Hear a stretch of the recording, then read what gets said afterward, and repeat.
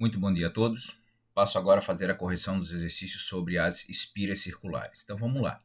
Uma espira circular de 4 centímetros de diâmetro. Então vamos lá. Então o diâmetro é 4 centímetros, mas eu preciso do raio. Então quer dizer que o raio vai ser metade do diâmetro, 2 centímetros, fazendo a transformação para metros, 0,02 metros. É percorrida por uma corrente de intensidade 8 amperes. Sabendo que o μ vale 4π vezes 10 na menos 7, o vetor campo magnético no centro da espira vale. Então, ele quer que você calcule o vetor campo magnético. Campo magnético na espira, ele é μ vezes I sobre 2R. Então, vai ser o meu μ 4π vezes 10 na menos 7, vezes o I, sobre 2 vezes o raio, 0,02. Então, 4 vezes 8 dá 32, vezes π vezes 10 na menos 7, sobre 0,04. Fazendo a multiplicação, aí 32 dividido por 0,04 vai dar 800, tá?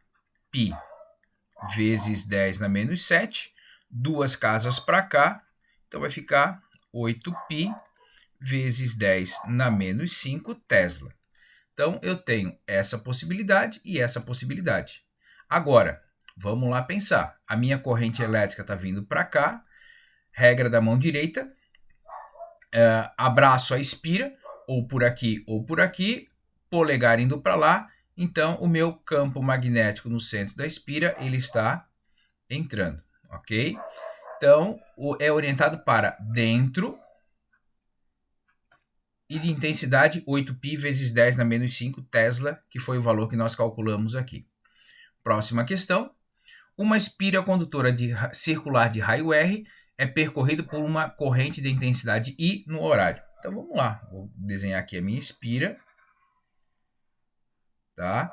Então ela tem o raio R e a corrente elétrica é no sentido horário. Então aqui está a corrente elétrica dela.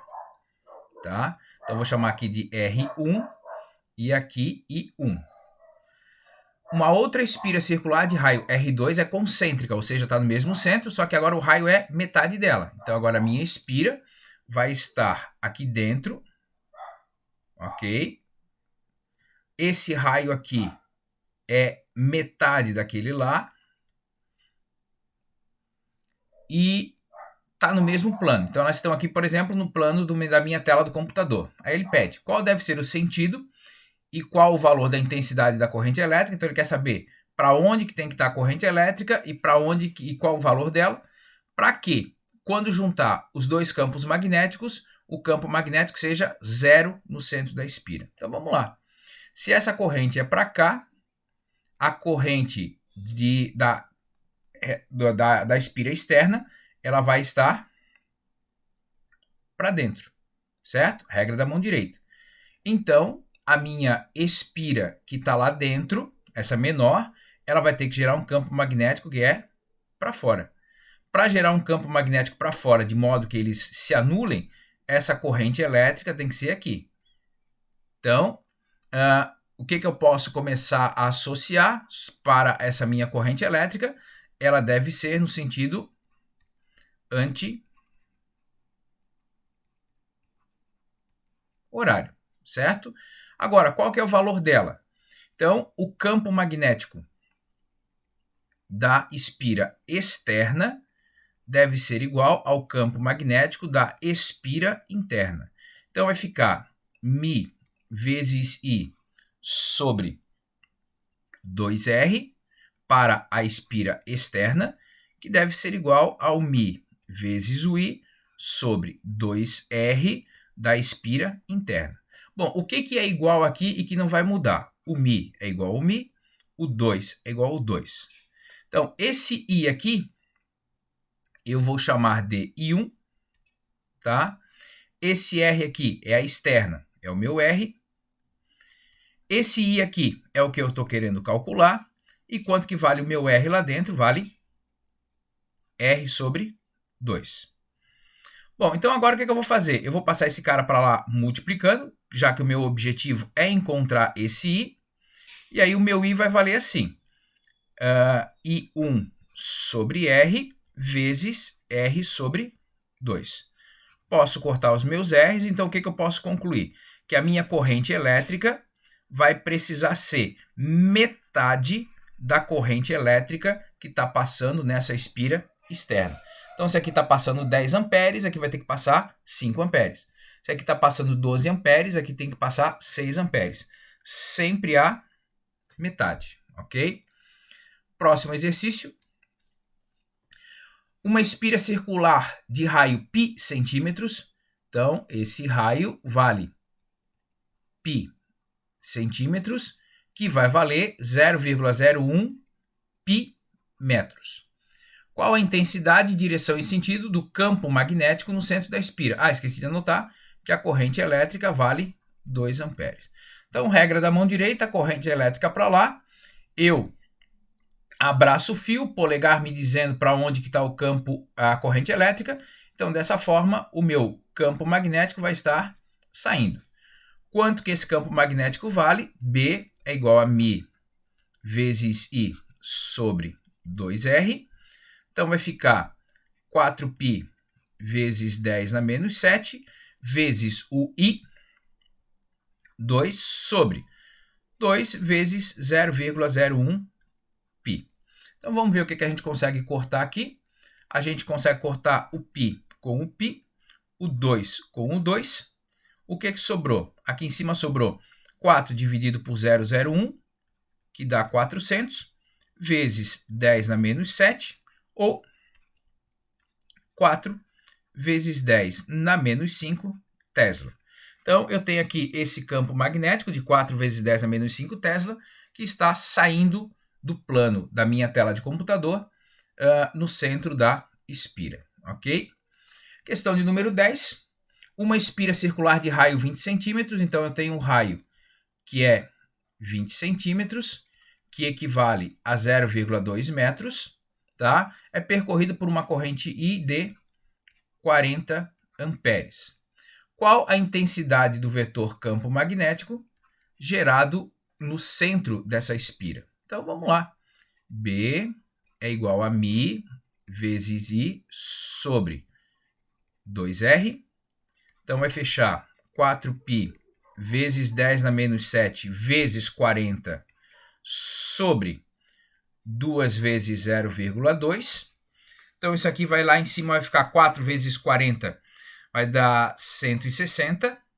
Π vezes 10 na menos 7 sobre 0,4, que no final das contas vai dar 400π vezes 10 na menos 7. Deixando na notação científica, o meu campo magnético vai valer 4π vezes 10 na menos 5 Tesla. Ok? Próxima questão. Duas espiras circulares concêntricas e coplanares têm raios 3 metros e 4 metros. Tá? Então vamos lá. Eu tenho uma espira com 3 metros de raio, tá? E uma outra espira, não ficou a coisa mais maravilhosa do mundo, com 4 metros de raio. São percorridas por correntes de 3 metros, 3 amperes, 4 metros, 4 amperes, devido ao respectivamente. Tá? Então, 3 metros, 3 amperes. E a de 4 metros, 4 amperes. Todas elas no sentido horário. Qual a intensidade do vetor indução magnética no centro das espiras? Então vamos lá. O fato delas serem todas as duas circulares faz com que eu tenha o campo magnético 1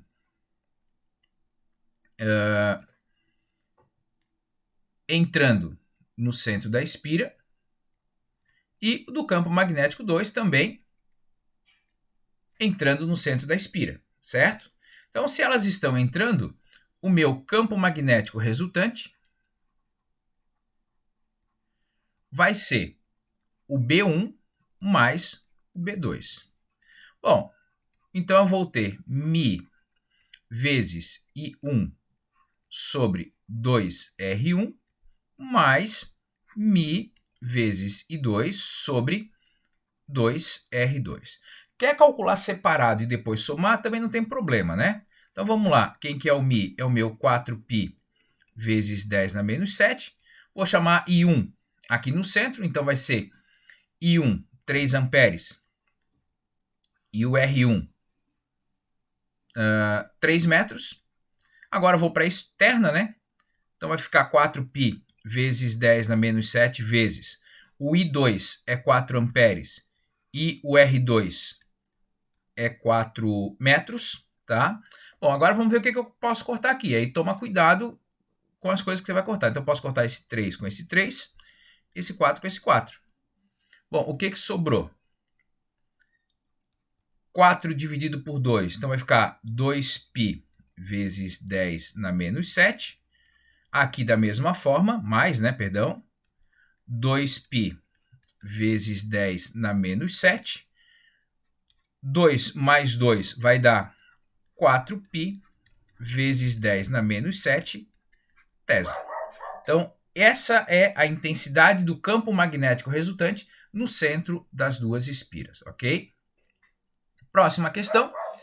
Na figura estão representados um fio muito longo percorrido por uma corrente I1 e uma espira circular de raio R percorrido por uma corrente I2. Tá? Qual o valor da razão I1 sobre I2 para que o campo magnético resultante no centro da espira seja nulo? Então ele quer saber quanto que vale I1 sobre I2. Essa é a pergunta. Então, para que o campo magnético seja nulo, a intensidade do fio, a intensidade do campo magnético produzido pelo fio reto tem que ser igual à intensidade do campo magnético produzido pela espira. Então agora vamos pensar. Corrente elétrica aqui do fio I1, ok? No fio I1, o campo magnético, pela regra da mão direita, ele vai estar entrando no quadro. Esse é o meu B1. Quando eu faço o campo magnético do meu I2, que é da minha espira, regra da mão direita, o campo magnético de I2 vai estar para cá, saindo. Então isso me faz com que, tem sentidos opostos, é suficiente que elas tenham o mesmo valor. Bom, agora vamos lá. Do fio retilíneo, Mi vezes I sobre 2πr. Da espira, Mi vezes I sobre 2R. Cuidado com essas situações aqui. Então vamos lá. Esse aqui é do fio, esse aqui é da espira. Eu posso já cortar o Mi com o Mi, o 2 com o 2. Bom, agora vamos começar a substituir os valores aí para não ter problema. Fio reto é a corrente I1. O π está aqui. Quem é o R? O R é a distância daqui até aqui, que por coincidência é o próprio R que eu já tenho. Quem que é o meu I da espira? É o que a gente chamou de I2. E aqui eu tenho o próprio raio da espira. Então eu posso cortar mais alguma coisa aqui. Posso cortar esse R com esse R, porque agora eu tenho certeza que eles são exatamente iguais. Ali eu sabia que era o raio do fio reto, tá? E aqui o raio da espira, que nesse momento eu ainda tinha dúvidas se eram os mesmos, agora aqui não. Bom, se eu quero calcular I1 sobre I2, eu vou jogar esse π para lá e esse I2 para cá, porque daí eu chego nessa equação aqui, I1 sobre I2. E aí eu chego à conclusão que I1 sobre I2 precisa valer π para que o campo magnético seja zero. Eu espero que você tenha entendido desses exercícios, essas resoluções, mas caso você tenha alguma dúvida, por favor, entre em contato. Um grande abraço a todos. Tchau, tchau.